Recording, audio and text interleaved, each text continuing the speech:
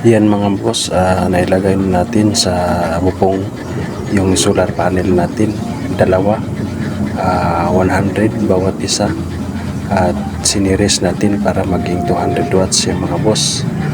At mayroon pa dito mga boss yung tatlong solar panel na maliliit, 6 volt bawat isa, siniris rin natin para maging 18 volts para sa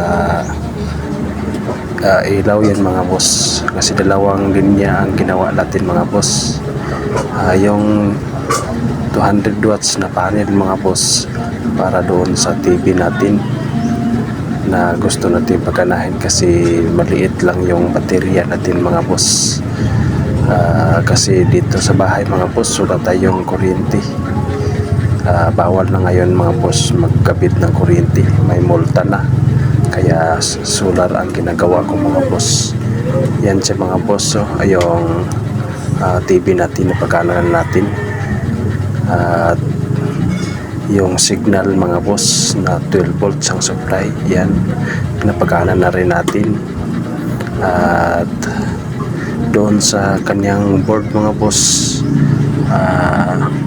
yung inverter natin mga boss, 500 watts lang yan mga boss. At itong LVD at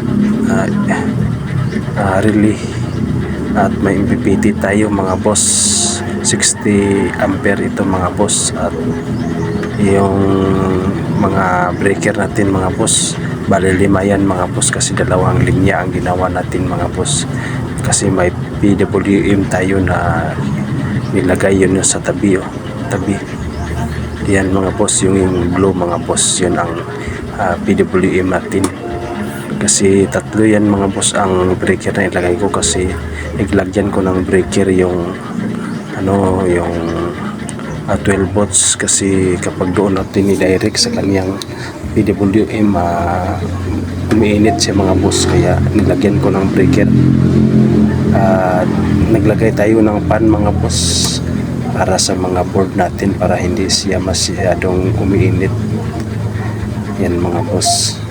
At sa wakas mga boss, napagana na natin yung TV kasi matagal na yan naka-stack.